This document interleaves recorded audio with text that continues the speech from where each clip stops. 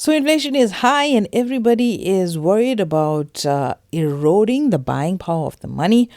But that is not what us financially savvy people are worried about. That's not our concern. We are talking about making profits during times of high inflation. And that's what we're covering in this episode of the Wealth Nation podcast.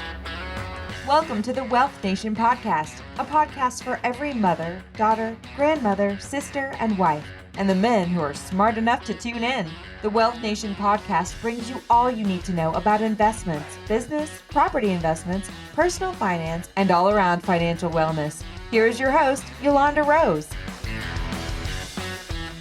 Hi, it's me, Yolanda, and welcome to another edition of the Wealth Nation podcast. I am a wealth advisor and I am the director of Solomon Wealth Management, and it is my goal on this platform to give you easy, actionable tips, content, and strategies that you can use to manage your money well, live abundantly, and build generational wealth. If it's your first time here, where have you been? Lots for you to catch up on. So please download our previous episodes and have a listen. And if you're listening to us on any other device that's not your cell phone, you can download a podcasting app, something like Spotify, iTunes, Deezer. Download all of our episodes, plug it into your car, listen to the podcast on the way to work while driving around. And one thing I like to do, I consume about at least 10 to 15 hours of podcasts every single week.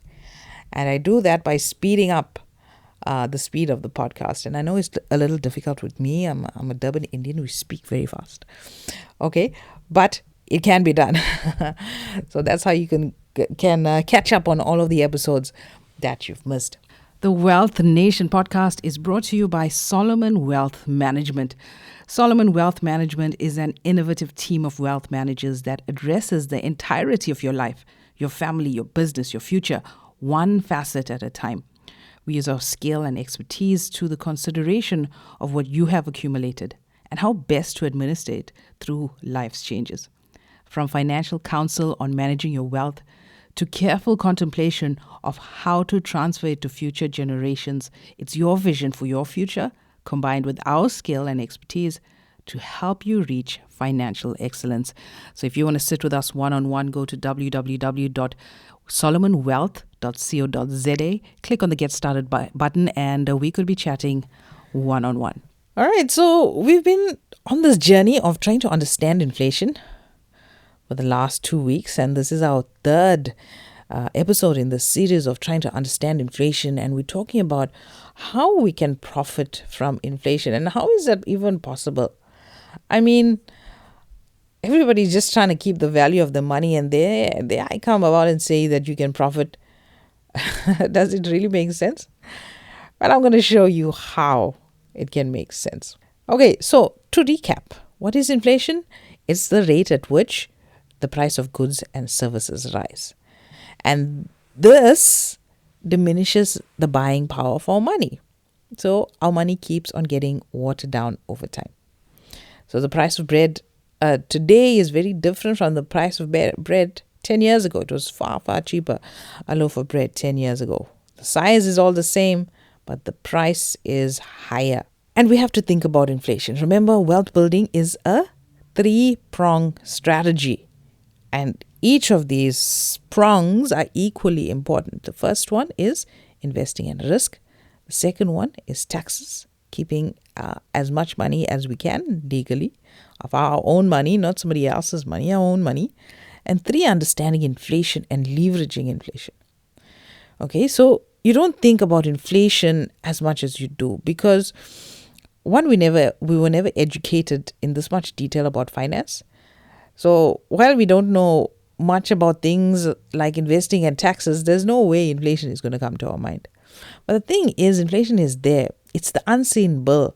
Just like when you get your municipal bill, your bill when you go out to eat, your receipt, if you're filling up a tank of petrol, there's a bill. It's like a duplicate copy, right? But it's not a carbon copy duplicate. That inflation bill is there and you just don't see it. But it's with every single bill you get 2 bills. Stealthy thief, the invisible tax.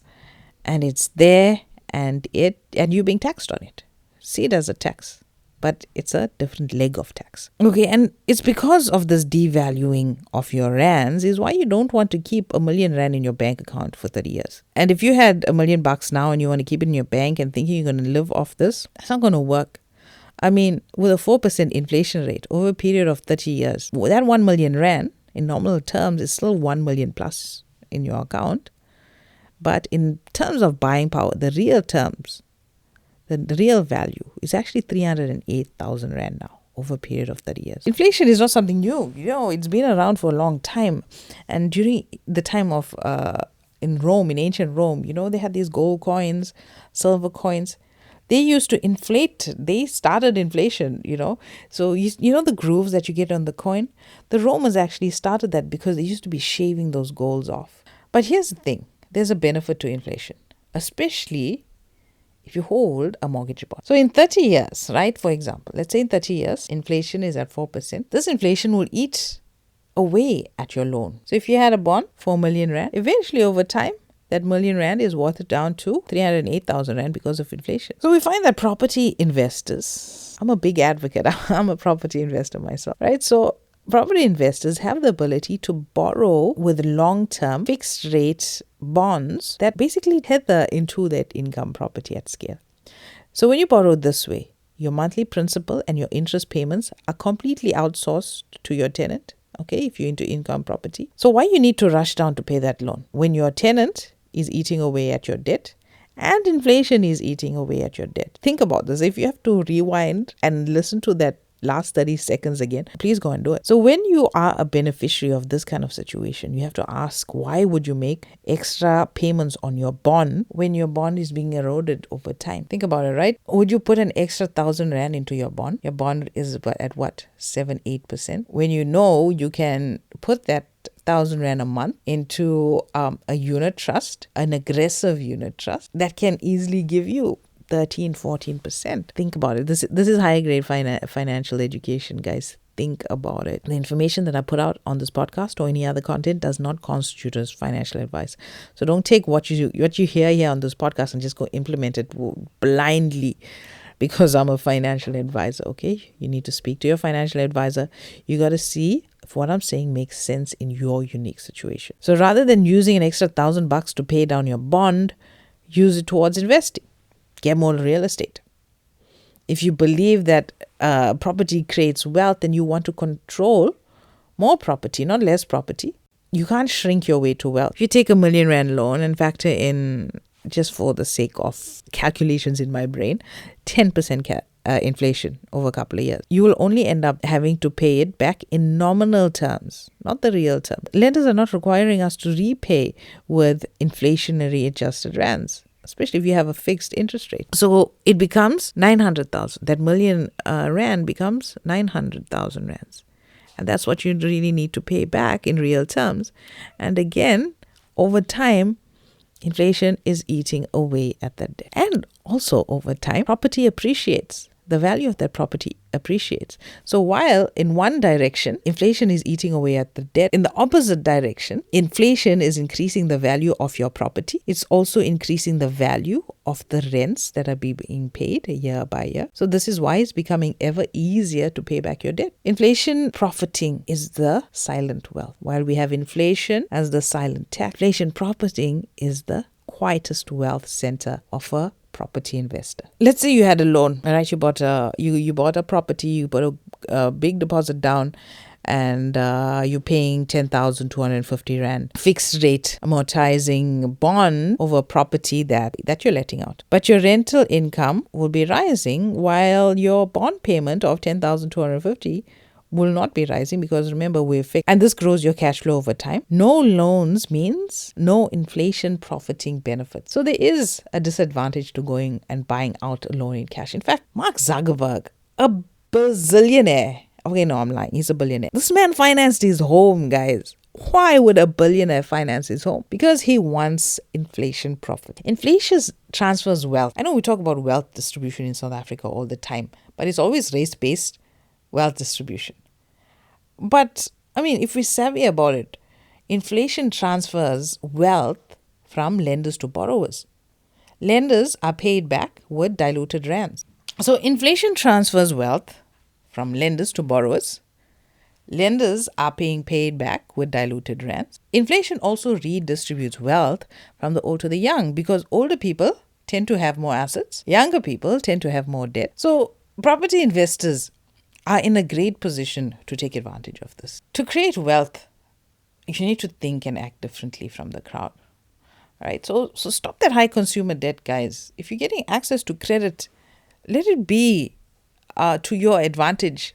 Not paying 20-30% interest to buy a TV or something like that. Leverage income generating assets, and real estate is one of that. You've got to have your debt originate from a smartly anchored income producing asset, and a property that's worth more than the amount of the debt is great. So you want to buy undervalued properties here as well. So if your asset value temporarily drops due to whatever reason, like a depression, like we saw about 12 years ago, you won't really be concerned whether the asset is producing income or not. Risk always exists, okay? With any investment, there's always a risk. But you must carefully select a cash flowing asset in the right area, where there's jobs, there's population growth, there's demand. Like any business owner will tell you, you got to be where your clients are. So I know debt gets a bad name. And I think one of the reasons I don't talk about debt on this podcast enough is because of the negative connotation to it. I always want to approach wealth from a mindset of abundance. And debt sort of triggers a lot of negative feelings, because it brings bad experiences from the past, credit card debts, home loan debt, the store cards debt. But when debt is tied to an income-producing asset, it's a thing of beauty. And you've worked extra hard, you've got your side hustles going, try to pay down some of your debt on these knickknacks that don't pay you. That big screen TV that you bought on credit, it doesn't pay you. But an income property does. If you use smart debt that's tied with an income producing asset, you're on top of debt now. You're not under that debt trap. So the bottom line here is borrow, but borrow wisely. And if you have substantial equity in only a few properties, make equity transfers to refinance multiple properties. Debt can create wealth if you do it smart. Okay? Rather create small equity positions in more properties than have high equity positions in few properties. So this will basically translate into smart debt if you work it right. And also, you're not losing equity here. I mean, you're maintaining your equity among a variety of income generating assets. You can also create better opportunities for yourself. You're not stuck in the city that you're in. I mean, coast to coast in South Africa via flying is an hour and a half. You fly in the morning and be back in the evening. You don't limit yourself by geography. And you'll also have greater projected cash flows, especially if you've underbought the property, okay, and you have a decent equity, not too much, but you're leveraging that debt. You have greater cash flow where you're making your minimum payments on that debt, but you have a greater cash flow. So you've taken the steps away from debt freedom towards financial freedom. And finally, you're quietly profiting from inflation. The reality is the rand is going to continue losing value. It doesn't matter who's the president, which party is in power. It's just inflation. It's the rules of inflation. The rand will lose value. And rather than this causing frustration, now you know how to make inflation profitable. All right, so that's my take on how you can be profiting from debt and inflation. Okay, you got to use it smartly. Listen to this podcast episode again.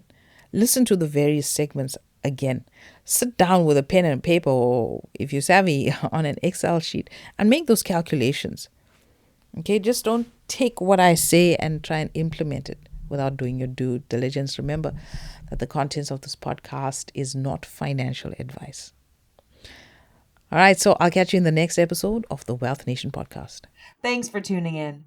Make sure to visit our website at www.financiallyfabulousfemales.com and sign up for our free investment masterclass.